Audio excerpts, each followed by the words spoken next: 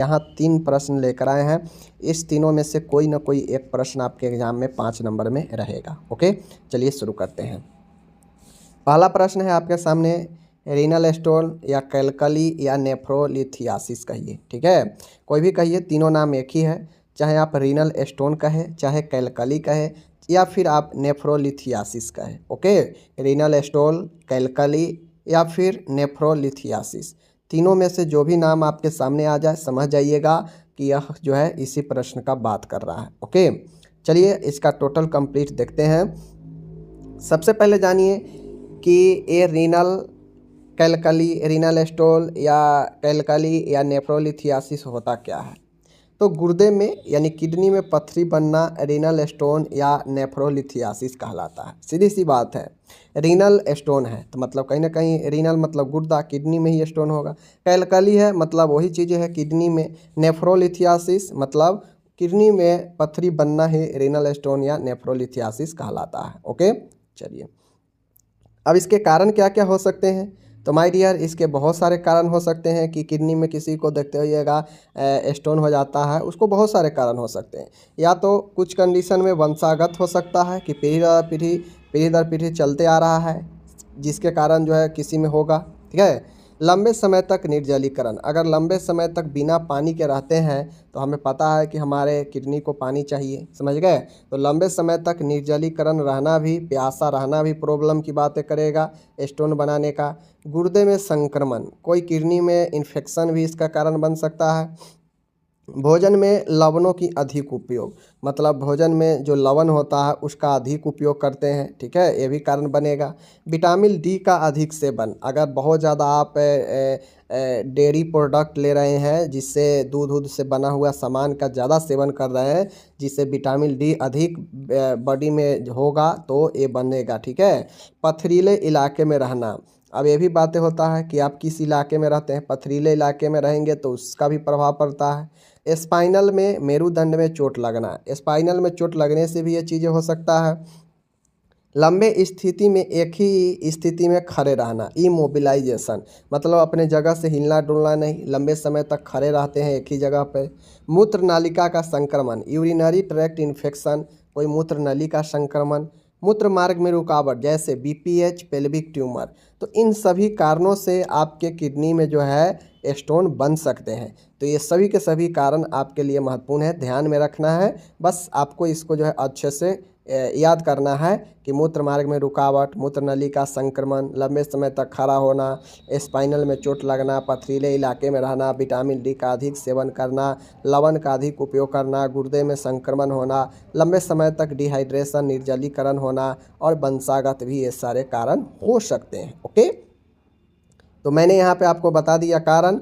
अब देखिए nephrolithiasis means renal stone का क्या लक्षण होता है। कारण तो जान गए कि इन कारण से हो सकता है, बाकी लक्षण क्या होता है तो लक्षण में देख लीजिए। अगर किसी को इस प्रकार से किडनी में स्टोन है तो उसको तेज दर्द होगा, पेट में दोनों साइड, दहिना में जिस भी साइड में हो उस साइड में काफ़ी गंभीर दर्द होता है। पेट आपका फूला फूला सा, एब्डोमिनल डिस्टेंशन, समझ गए, पेट फूला फूला लगेगा। मूत्र में रक्त आ सकता है, हेमेचुरिया। ओके, मूत्र का आना बंद हो सकता है, एनुरिया। अब ये ज़्यादा हो जाएगा तो किडनी इससे आपका जो है प्रॉब्लम करने लगेगा, यूरिन नहीं पास करेगा। मूत्र में पथरी के टुकड़े निकलना, ठीक है ना। लक्षण ये भी दिखे जा सकते हैं कि आपके मूत्र के रास्ते से जो है पथरी के हल्का हल्का छोटा छोटा जो है टुकड़ा निकल सकता है, ठीक है ना। जी घबराना, उल्टी होना, तो ये सब जो है आपके लक्षण है किसका, किडनी स्टोन का। तो ये आपको ध्यान में रखना है। ओके, चलिए इसका निदान क्या है, डायग्नोसिस क्या होता है माय डियर। तो डायग्नोसिस होता है, हिस्ट्री लिया जाता है पेशेंट का, इतिहास लिया जाता है, फिजिकल एग्जामिनेशन किया जाता है, शारीरिक परीक्षण जिसे कहते हैं, सीटी स्कैन किया जाता है पेशेंट का, ठीक है ना। एमआरआई भी करवाया जा सकता है, स्टोन एनालिसिस किया जाता है, यूरिन एनालिसिस किया जाता है, यूरिन टेस्ट जिसको बोलते हैं, केयूबी, किडनी यूरेटर ब्लेडर का एक्सरे करवाया जाता है, आईपीवी, इंट्रावेनस पाइलोग्राफी हो सकता है। तो ये सब डायग्नोसिस का एक हिस्सा है, जो भी डॉक्टर को लगता है उसका जो है उपयोग करवाते हैं डायग्नोसिस के लिए, चाहे CT scan, x ray, urine, USG भी होता है, समझ गए ना। तो ये सारा चीज़ें हैं। आप मान गए किसी को स्टोन है किडनी में और वह अगर ट्रीटमेंट नहीं करवाएगा तो उससे जटिलता होगा, कॉम्प्लिकेशन होगा और प्रॉब्लम होगा। तो क्या क्या कॉम्प्लिकेशन और हो सकता है जिसको चलिए हम लोग बताते हैं। पहला होगा सीवियर ऑब्स्ट्रक्शन, गंभीर रुकावट। पहला जटिलता यही होगा कि इससे गंभीर रुकावट आ सकता है, सीवियर ऑब्स्ट्रक्शन आ सकता है यूरिन में, ठीक है। रीनल फेलुअर, गुर्दा फेल हो सकता है किडनी में स्टोन के वजह से। यूरेटर या रीनल पेल्विस पर दबाव से नेक्रोसिस हो सकता है, मतलब यूरेटर और रीनल पेल्विस का जो ऊतक है क्षतिग्रस्त हो सकता है। गुर्दे में पानी का या मूत्र भर जाना और आपके हाइड्रोनेफ्रोसिस मीन्स आपके किडनी में ही जो है पानी भर जाएगा या मूत्र भर जाएगा, समझ गए। तो यही जो है आपके जटिलता होता है, जटिलता याद रखिएगा, समझ गए। क्योंकि 4-5 बीमारी दे देगा, कहेगा 2-2 3-3 जटिलता बताइए, तो आपको जटिलता बताना होगा कि गंभीर मूत्र में गंभीर रुकावट, रीनल फेलुअर होना, ठीक है, यूरेटर या रीनल पेल्विस पर दबाव पड़ना, गुर्दे में पानी या मूत्र का भरना, ठीक है, ये जटिलता है। अब आगे आता है ट्रीटमेंट की बात है। तो ट्रीटमेंट में हम जानते हैं कि स्टोन वाले पेशेंट का सर्जरी भी हो सकता है और दवाइयाँ से अगर नहीं गलता है तो सर्जरी ही होता है। तो चलिए पहले हम लोग मेडिकल मैनेजमेंट देखेंगे, चिकित्सा प्रबंध देखेंगे। ओके, चिकित्सा प्रबंध में पहला पॉइंट है रोगी के स्टोन फॉर्मेशन को रोकने अथवा तोड़ने वाली दवाइयाँ दी जाती है। पहला पॉइंट मेडिकल मैनेजमेंट में यही होगा कि स्टोन बनने का जो प्रक्रिया होता है उसको रोकने के लिए और उस स्टोन जो बन चुका है उसे तोड़ने के लिए दवाइयाँ दी जाती है। जैसे यूरेट कैलकली के लिए, समझ गए ना, यूरेट अगर कैलकली हो तो उसके लिए एलोप्यूरिनोल, ट्रिपल स्टोन के लिए एंटीबायोटिक्स, अन्य स्टोन के लिए सोडा बाइकार्ब या सोडियम जो है आपके सिट्रेट जो है दिए जाते हैं। तो आपके सामने में है, देख लीजिए। ट्रीटमेंट प्रबंध में अगर पेशेंट में स्टोन फॉर्मेशन हो रहा हो तो यूरेट कैलकली के लिए एलोप्यूरिनोल देंगे, ठीक है। ट्रिपल स्टोन के लिए एंटीबायोटिक देते हैं, अन्य स्टोन के लिए सोडा बाइकार्ब या सोडियम साइट्रेट देते हैं, ठीक है। ये सब दवाइयाँ में मौजूद होता है और ये सब कंपोजिशन के नाम है, ये सब याद रखिएगा। ओके, चलिए दूसरा है डायूरेटिक थेरेपी देते हैं, जिससे अनियंत्रित जो फ्लूइड है भरा हुआ तरल उसको निकालता है, फुरसामाइड, टॉर्सामाइड, मेनिटोल। ओके, संक्रमण से बचाव के लिए एंटीबायोटिक देते हैं जैसे सेफेटोजाइम, जेंटामाइसिन। ओके, दर्द को कम करने हेतु एनाल्जेसिक, दर्द निवारक दवाइयाँ ट्रामाडोल, मेप्राडीन, ठीक है, याद रखिएगा। उल्टी के उपचार हेतु एंटी इमेटिक्स देते हैं जैसे ओडेनएस्टेरोन, मेटोक्लोप्रोमाइड, ठीक है, मेटोक्लोप्रोमाइड याद रखिएगा। आवश्यकता होने पर यह विधि भी उपयोग में लाई जाती है। कौन सी विधि? जैसे ESW या लिथोट्रॉप्सी, ठीक है ना, ESW या लिथोट्रॉप्सी, एक्स्ट्रा कॉर्पोरिल शॉक वेव, ESW यही होता है, ठीक है, एक्स्ट्रा कॉर्पोरिल शॉक वेव या लिथोट्रॉप्सी। इसमें लेजर किरणों को शॉक वेव के रूप में उपयोग किया जाता है, ठीक है, एवं रीनल स्टोन पर आघात की जाती है जिससे स्टोन टूटकर बिखर जाता है, वह मूत्र के साथ बाहर निकल जाता है। इसीलिए जो है ज़्यादा लोग खोजता है कि लेजर सर्जरी होता है, लेजर सर्जरी, तो यही लेजर सर्जरी वाला है, ठीक है, जिसमें पेशेंट को बिना जो है ज़्यादा समस्या के जो है उसके स्टोन पर जो है लेजर किरण डाला जाता है, जिससे जो है वो क्या होता है, स्टोन टूट जाता है और मूत्र के रास्ते से निकल जाता है, जिसमें शॉक वेव का इस्तेमाल किया जाता है। यही लिथोट्रेप्सी या ESW होता है, समझ गए ना। चलिए आगे चलते हैं। एक होता है सिस्टोस्कोपी। सिस्टोस्कोपी जब पथरी यूरिनरी ब्लैडर या यूरेथ्रा में हो तो मूत्र के द्वारा रास्ते में कैमरा युक्त स्कोप अंदर डाला जाता है जिसे सिस्टोस्कोप कहते हैं, एवं स्टोन को पकड़कर बाहर निकाल दिया जाता है, ठीक है। जब यह किडनी वाला स्टोन जब आकर यूरिनरी ब्लैडर में हो जाए, फंस जाए, या फिर यूरेथ्रा मूत्र मार्ग में हो तो वहाँ पे एक सिस्टोस्कोप कैमरा वाला जो है उपकरण को डाला जाता है मूत्र के रास्ते से और स्टोन को खींचकर बाहर जो है निकाल दिया जाता है, समझ गए ना। तो ये सिस्टोस्कोप होता है। तो इस चीज़ को आप लोग ध्यान में रखिएगा, कोई दिक्कत नहीं। दवाई की बात करेगा तो दवाई में आप लोग ये वाला सब लिख दीजिएगा कि अगर रोगी को स्टोन फॉर्मेशन को रोकना है तो यूरेट कैलकली के लिए एलोप्यूरिनोल देते हैं, ट्रिपल स्टोन के लिए एंटीबायोटिक्स देते हैं, अन्य स्टोन के लिए सोडा बाइकार्ब एवं सोडियम साइट्रेट देते हैं, ठीक है ना। इस चीज़ को याद रखिएगा। अब बाकी ये सब तो सिम्टोमेटिक इलाज है, उल्टी का, दर्द का, ठीक है ना। आगे चलिए सर्जिकल प्रबंध देखते हैं। अब माय डियर आपको पता है सर्जिकल मैनेजमेंट सर्जरी होगा, तो सबसे पहले पीसीएन डालना, परक्यूटेनियस नेफ्रोएस्टोमी। तो जो पीसीएन होता है परक्यूटेनियस नेफ्रोएस्टोमी, ठीक है, तो ये भी किया जाता है सर्जिकल प्रोसेस में। स्टोन रिमूवल सर्जरी किया जाता है या नेफ्रेक्टोमी किया जाता है, जिसमें पूरे किडनी को ही हटा दिया जाता है, समझ गए। तो इसमें मल्टीपल, बहुत ज़्यादा मल्टीपल होने से, बार बार बनने से, अगर एक बार ऑपरेशन करके निकलवा दिए स्टोन, फिर से बन गया, फिर से बन गया, 2 3 है, 4 है, 5 है, मल्टीपल संख्या में है, बार बार बन रहा है, तो फिर आपके किडनी को ही जो है क्या किया जाता है, नेफ्रोक्टोमी करके हटा दिया जाता है, ठीक है। बाकी पीसीएन डालना, स्टोन रिमूवल सर्जरी और नेफ्रोक्टोमी, ये तीनों सर्जरी होता है जिसको आपको ध्यान देकर लिखना है, ठीक है। तो इस प्रकार से मैंने मेडिकल नर्सिंग दोनों बता दिए।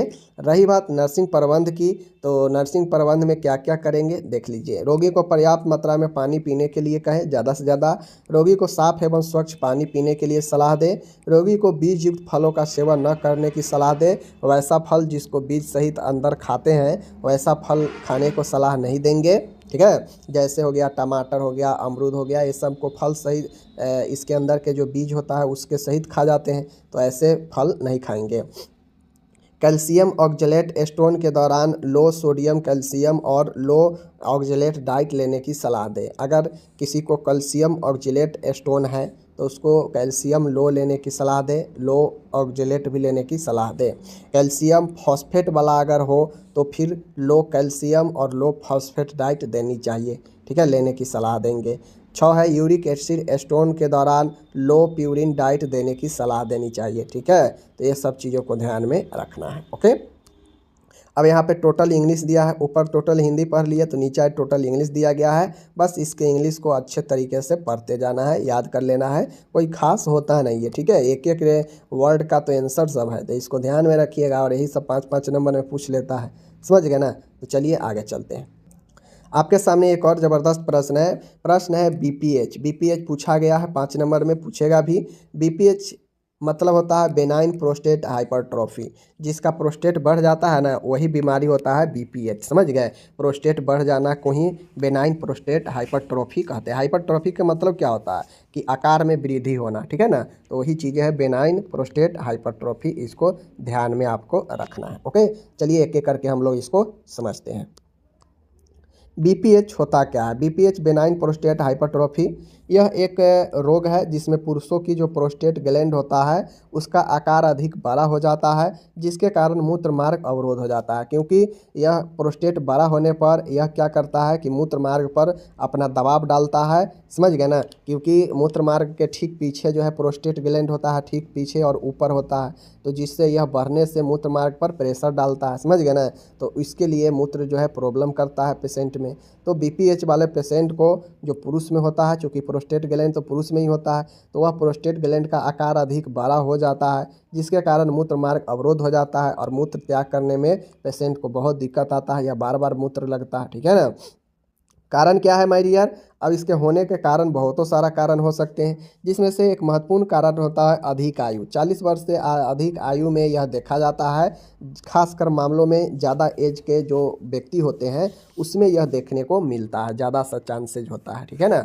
बार बार मूत्र का संक्रमण होना, अब आपको पता है कि मूत्र मार्ग से कनेक्ट है आपका क्या चीज़, प्रोस्टेट। तो अगर बार बार आपके यूरेथ्रा में मूत्र मार्ग में संक्रमण होगा तो जाहिर सी बातें हैं कि वो संक्रमण आपके प्रोस्टेट में भी होगा, समझ गए।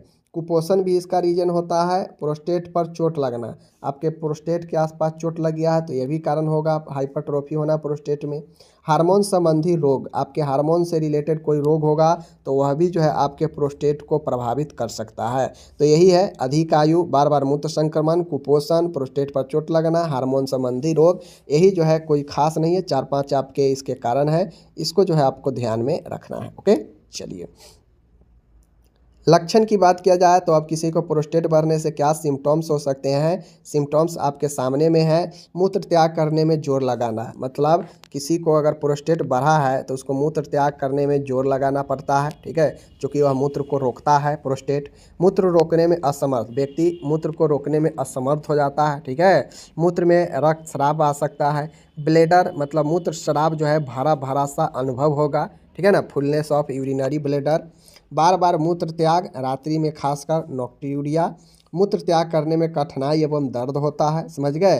प्रोस्टेट का बाहर से फूला हुआ दिखाई देना, प्रोस्टेट जो है आपको दिखाई भी देगा अगर प्रोस्टेट बढ़ा रहेगा बाहर से, जिसको प्रोस्टेमेगली कहते हैं। और मूत्र मार्ग में संक्रमण। तो ये सब कुछ लक्षण है, जिस लक्षण को आपको मैंने दिखाया कि मूत्र त्याग करने में जोर लगाना, मूत्र रोकने में असमर्थ होना, मूत्र में रक्तस्राव आना, ब्लैडर भरा हुआ यानी मूत्राशय भरा हुआ अनुभव लगना। अब मूत्र नहीं निकलेगा, कम कम निकलेगा तो मूत्राशय भरा हुआ लगेगा ही ना।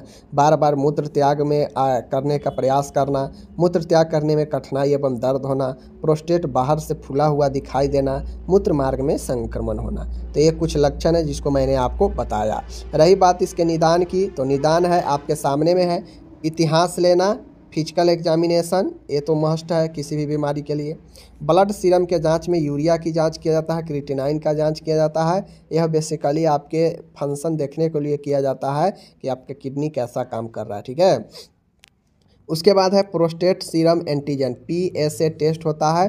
Prostate serum antigen PSA test होता है। समझ गए। प्रोस्टेट सीरम एंटीजन, जिसको प्रोस्टेट का बीमारी होता है उसको PSA करवाया जाता है।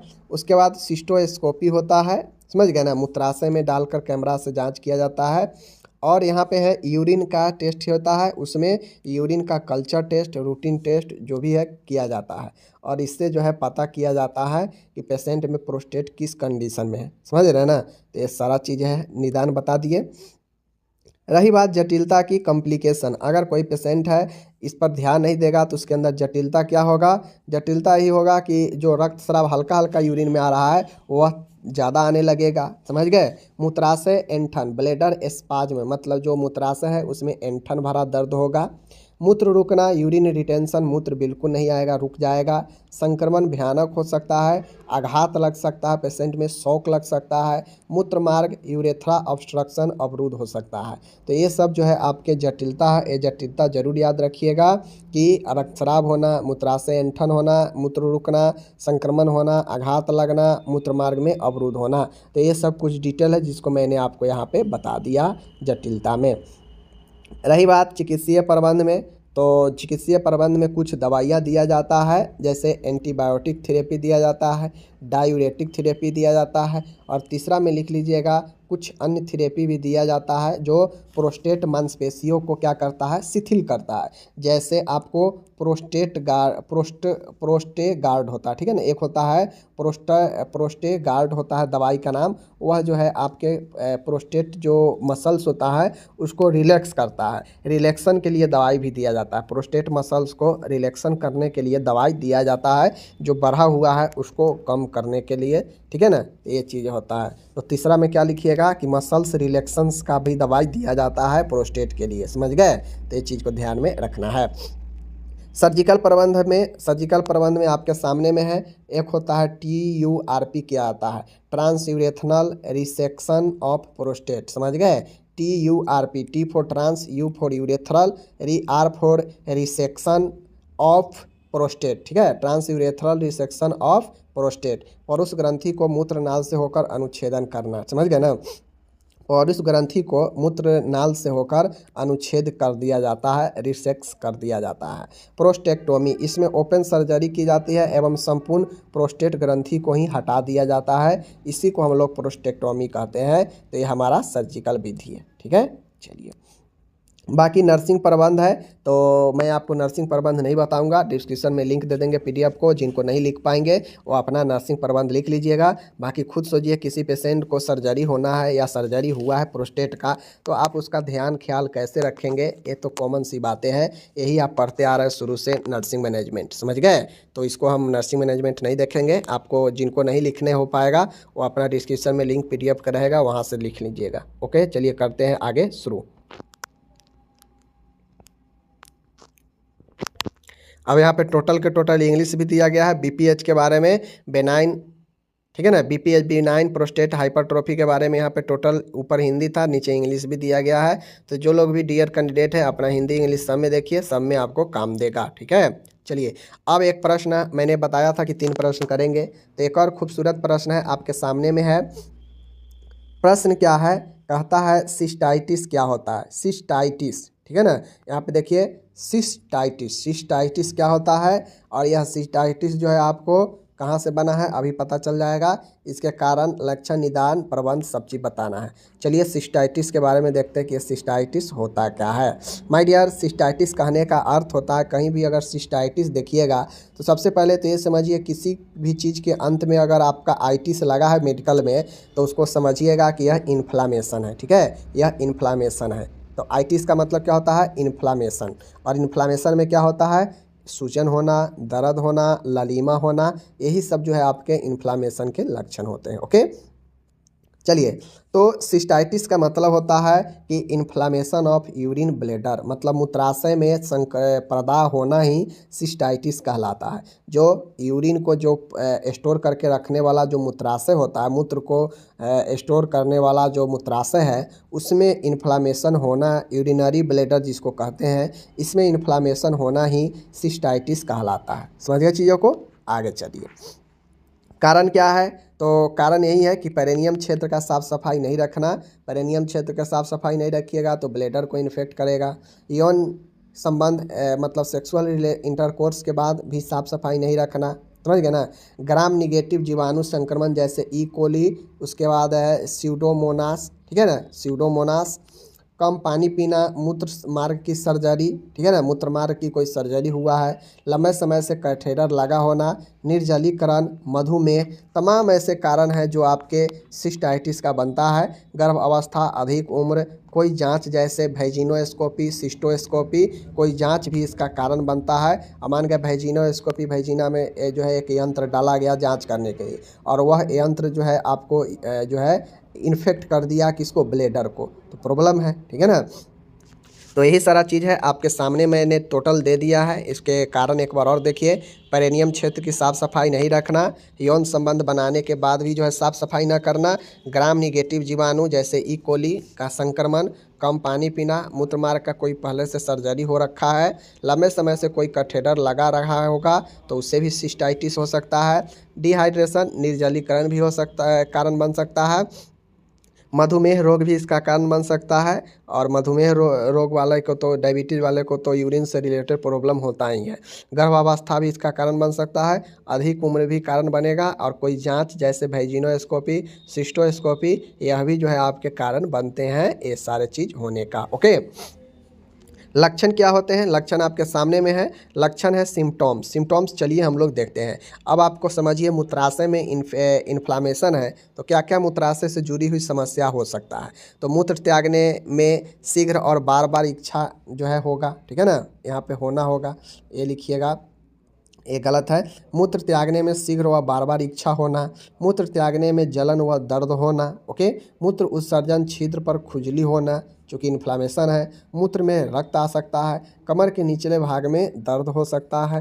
तो ये सब जो है आपको प्रॉब्लम हो सकता है लक्षण में। मलाशय पर करापन, ठीक है ना, मलाशय पर करापन होना, रात्रि में बार बार पेशाब जाना, थकान व कमजोरी होना, जी घबराना, उल्टी होना, बुखार लगना। तो जो मूत्राशय जो ब्लैडर का इन्फेक्शन होता है जिसे सिस्टाइटिस कहते हैं, उनमें ये सारे लक्षण देखने जाते हैं, जैसे मूत्र त्यागने में बार बार और शीघ्र से इच्छा होना, मूत्र त्यागने में जलन व दर्द होना, मूत्र उत्सर्जन छिद्र पर खुजली होना, मूत्र में रक्त आना, कमर के निचले भाग में दर्द होना। समझ रहे हैं। मलाशय पर करापन होना, रात्रि में बार बार पेशाब जाना, थकान, कमजोरी, जी घबराना, उल्टी होना, बुखार, ये सारा के सारा देख सकते हैं उसी से रिलेटेड है, मूत्र से ही रिलेटेड है। समझ गए। निदान की बात करेगा माय डियर, तो निदान में हिस्ट्री टेकिंग सभी में होगा, फिजिकल एग्जामिनेशन सभी में होगा। बाकी रह गया तो यूएसजी भी होता है, मूत्र परीक्षण भी किया जाएगा, रक्त परीक्षण भी किया जाएगा, सिस्टोस्कोपी और यूरेथ्रोस्कोपी दोनों होगा। अब देखिए, सिस्टोस्कोपी से प्रॉब्लम भी होता है, लेकिन जब आपका एक समस्या आ जाए सिस्टाइटिस का तो उसमें सिस्टोस्कोपी किया भी जाएगा, और यूरेथ्रोस्कोपी, दोनों में से कोई, ठीक है। तो ये हो गया निदान। चिकित्सीय प्रबंध की बात करेगा तो मेडिकल मैनेजमेंट में एंटी माइक्रोबियल थेरेपी देते हैं, समझ गए, एंटीबायोटिक थेरेपी देते हैं, जैसे ciprofloxacin, amikacin, gentamicin. Antiemetic drug देते हैं उल्टी को रोकने के लिए, एंटीपायरेटिक दवाइयाँ देते हैं, एवं अधिक मात्रा में द्रव लेने के लिए प्रोत्साहित करते हैं, ठीक है ना। तो ये सब हो गया चिकित्सीय प्रबंध। नर्सिंग प्रबंध आपके सामने में है यहाँ पे। अब इन्फ्लामेशन है तो ऐसा नहीं है कि इन्फ्लामेशन होने पर काट के हटा देंगे हम मूत्राशय को ही, ये गलत है। ठीक है, नर्सिंग प्रबंध में आपके सामने है, रोगी को अधिक से अधिक लिक्विड लेने को कहें, मरीज को हर 2 से 3 घंटे में मूत्र त्याग के लिए प्रेरित करें, मरीज को अपनी व्यक्तिगत स्वच्छता रखने की सलाह दें, मरीज को मनोवैज्ञानिक सहारा दें, मरीज को इनटेक आउटपुट चार्ट तैयार करने के कहें कि कितना पानी पिया और कितना मूत्र त्याग किया, यही इनटेक आउटपुट चार्ट होता है। आवश्यक होने पर मरीज का डायपर भी उपलब्ध कराना चाहिए। ओके, मरीज का बिस्तर साफ सुथरा रखना चाहिए, मरीज के कपड़े प्रतिदिन बदलने चाहिए, मरीज के आसपास साफ सफाई का पूर्ण ध्यान रखनी चाहिए। तो इस प्रकार सिस्टाइटिस के बारे में बताया, आपके सामने है सिस्टाइटिस के संबंधित इंग्लिश में दिया गया है। ओके, तो जो भी लोग पढ़ने वाले हैं मैं यही कहूँगा कि पढ़िए। आपके सामने में है, पढ़ा चुके हैं, बट रिवीजन वीडियो चल रहा है, तो जो जो हमें इम्पोर्टेंट लगता है वो हम लेकर आ रहे हैं। ठीक है, आप लोग इन सभी प्रश्नों को अच्छे से तैयारी कर लीजिएगा। प्रश्न है, देखिए, बीमारी के कोई भी बीमारी आपसे एग्जाम में पूछा जाएगा तो उसका कारण, लक्षण, जटिलता, निदान, मैनेजमेंट सब चीज़ पूछा ही जाएगा। तो सिर्फ आप दिमाग में ये रखिए कि कौन सा क्वेश्चन है। ओके, तो पहला है स्ट्रोक। स्ट्रोक को ही हम दूसरे भाषा में कहते हैं CVA। आप लोग बहुत नाम सुनते होइएगा, CVA, स्ट्रोक, या इसी को सेरेब्रोवास्कुलर एक्सीडेंट कहते हैं। ठीक है, सेरेब्रोवास्कुलर एक्सीडेंट या इसी को स्ट्रोक कहते हैं। ठीक है, चलिए अब हम लोग इसको डिटेल से जानते हैं। देखिए, यह एक ऐसा बीमारी है, CVA या इसी को स्ट्रोक कहते हैं। यह एक ऐसा बीमारी होता है जो मस्तिष्क में जो ब्लड का जो सप्लाई होता है, जो मस्तिष्क में ब्लड का सप्लाई होता है वह कम जाता है, रुकावट पैदा हो जाता है, जिसके कारण, अब चूँकि हमें पता है कि ब्लड अपने साथ ऑक्सीजन भी लेकर जाता है, तो जब मस्तिष्क में ब्लड का संचार, ब्लड का सर्कुलेशन कम जाएगा तो O2 ऑक्सीजन भी कम जाएगा, और जैसे ही ऑक्सीजन कमेगा तो जो कोशिका है, जो सेल है ब्रेन का, न्यूरॉन्स जो है वह नष्ट होने लगेगा, और उस कंडीशन में हमारा ब्रेन जो है क्या होगा, कार्य क्षमता ब्रेन का प्रभावित हो जाएगा। समझ गए? देखिए, ब्लड रिलेटेड है डायरेक्टली ऑक्सीजन से, जहाँ भी ब्लड सप्लाई अवरुद्ध होगा, ब्लड सप्लाई कम होगा, वहाँ पे ऑक्सीजन भी कमेगा, और जब ऑक्सीजन कमेगा तो उस जगह का जो सेल होगा, क्योंकि हमारा बॉडी पूरा सेल से बना है, सेल उस जगह का नष्ट होने लगेगा। ठीक है, और जब सेल नष्ट होने लगेगा तो वह जगह जो है क्या हो जाएगा, आपका काला पड़ने लगेगा, वो जगह पर जो है आपके परत जम जाएगा, उस जगह काम करना बंद कर देगा। ठीक है, यही होता है CVA के कंडीशन में। CVA में भी यही होता है कि वहाँ जैसे ही आपके ब्रेन में ऑक्सीजन कमेगा, ब्लड सर्कुलेशन कम होने से, तो आपके अचानक ऑक्सीजन भी रुकावट कम हो जाएगा, जिससे मस्तिष्क के ऊतक नष्ट होने लगते हैं या कोशिका एवं मस्तिष्क की समान कार्य क्षमता प्रभावित हो जाता है। यही होता है CVA। अब डिटेल से इसका लक्षण देखेंगे, कारण देखेंगे, तो आपको पता चलेगा कि स्ट्रोक यानी CVA में व्यक्ति को क्या क्या होता है। ठीक है, इधर इंग्लिश है, आप चाहें तो इंग्लिश भी इसको कर सकते हैं। आगे है, अब इसका कारण जानते हैं। ब्रेन में ब्लड का सप्लाई कम होने का क्या क्या कारण हो सकता है। पहला मेन कारण होता है उच्च रक्तचाप। किसी पेशेंट में अगर हाइपरटेंशन है, बहुत ज़्यादा खतरनाक वाला, तो उसके हो सकता है कि ब्रेन में ब्लड सर्कुलेशन कम जाए। उच्च रक्त वाहिनियों में थक्का बनना, जिसे थ्रोम्बो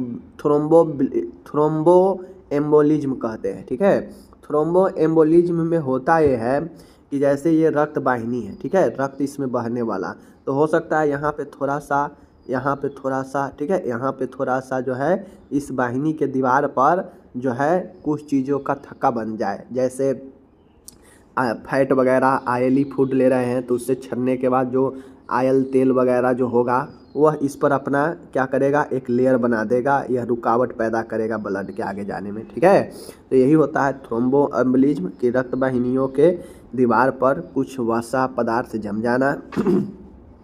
मस्तिष्क में गांठ होना, ब्रेन ट्यूमर। अब मान गया आपके ब्रेन में ट्यूमर हो गया, तो वह ट्यूमर क्या करेगा, रक्त वाहिनी पर दबाव डालेगा, जिससे ब्लड सप्लाई कम हो सकता है। मस्तिष्क में चोट लगना, आपके हेड इंजरी होगा, मस्तिष्क में एक्सीडेंट कर गए या किसी चीज़ से खतरनाक चोट लग गया, तो उस कंडीशन में भी जो है वहाँ का जो ब्लड बहने वाला जो नस है वह नस डैमेज होगा, फिर ब्लड सप्लाई कम हो जाएगा। ठीक है, इंट्राक्रेनियल हेमरेज होना। इंट्राक्रेनियल हेमरेज कहने का मतलब है कि अंतःस्रावी रक्तस्राव, मतलब ब्रेन के अंदर ही रक्तस्राव होने लगना। इसीलिए लोग कहता है कि ब्रेन में चोट लगे तो फूट कर ब्रेन से बाहर ब्लड निकल जाए, वो सही है, लेकिन इंट्राक्रेनियल हेमरेज ना हो, मतलब ब्रेन के अंदर ही जो है रक्तस्राव ना हो, क्योंकि वह थक्का बना देगा और फिर जो है घातक होता है।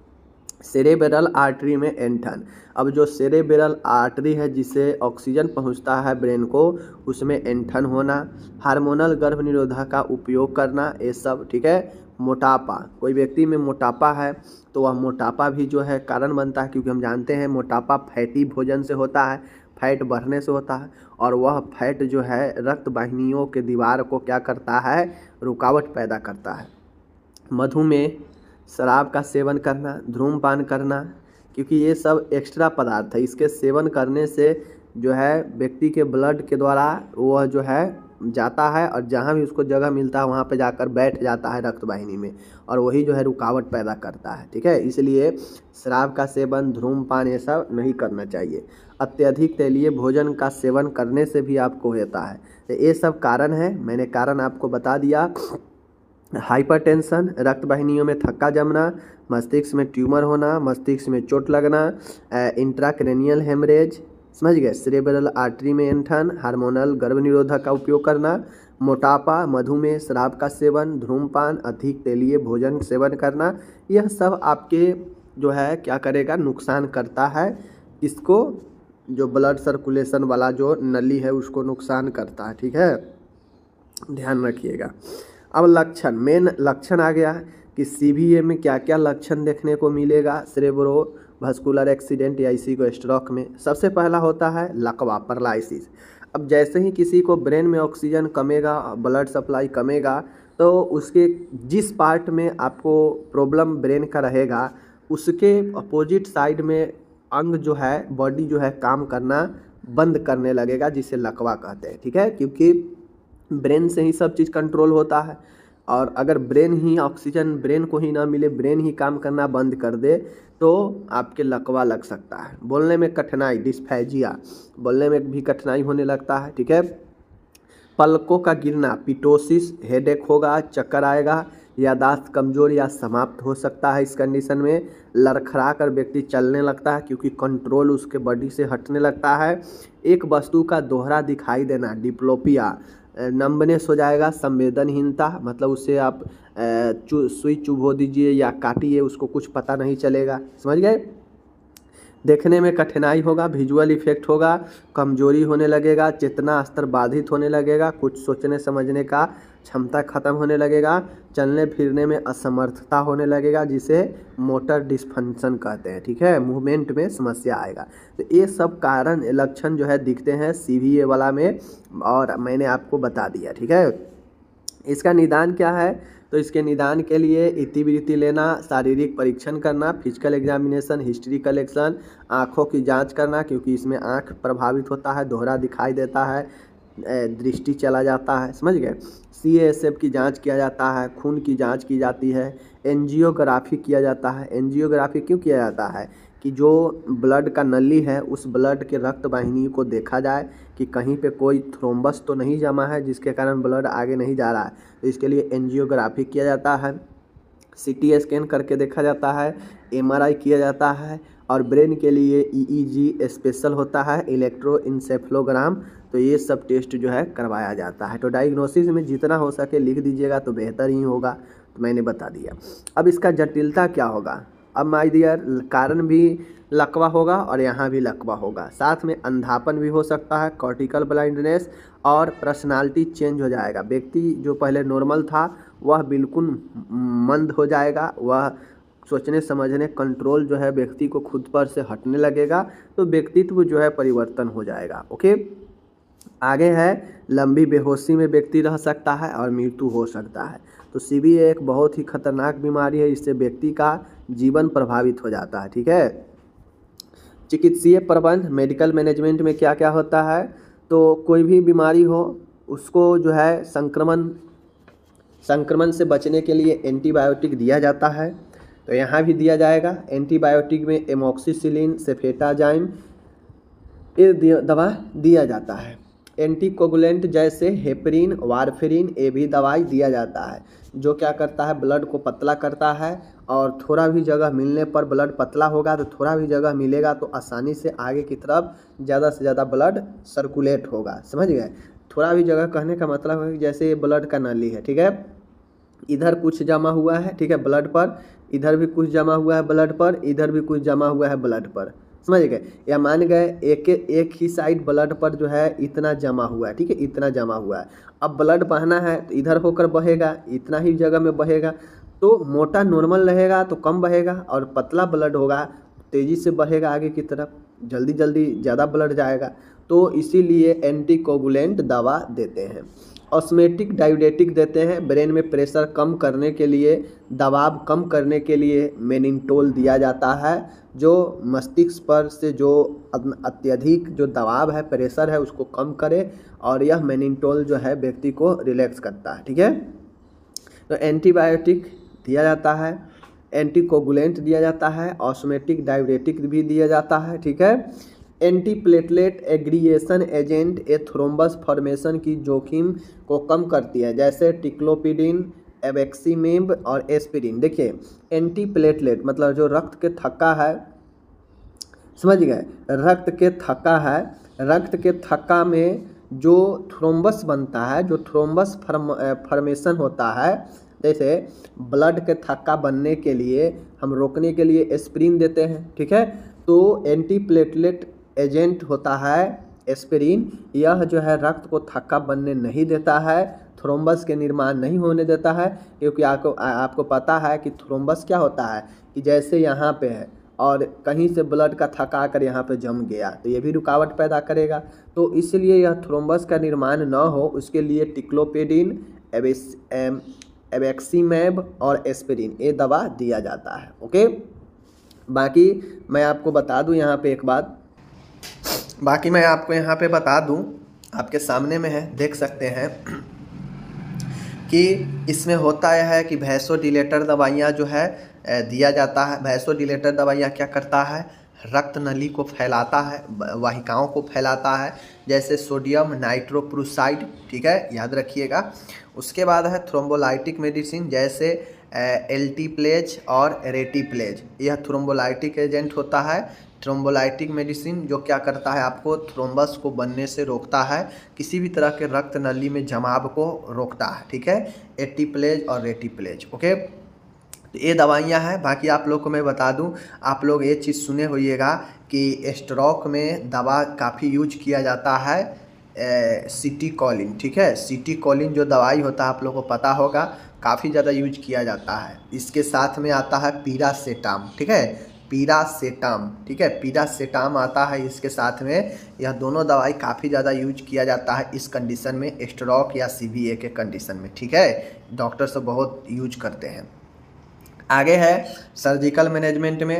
अब मान गए पेशेंट को बहुत प्रॉब्लम हो रहा है, जीवन एकदम प्रभावित हो गया है, दवाई से काम नहीं चल रहा है, तो उसके लिए जो है इंडरेक्टोमी किया जाता है, एंडरेक्टोमी किया जाता है, और दूसरा है माइक्रोवैस्कुलर बाईपास किया जाता है, ठीक है, माइक्रोवैस्कुलर बाईपास किया जाता है और इंडरेक्टोमी किया जाता है।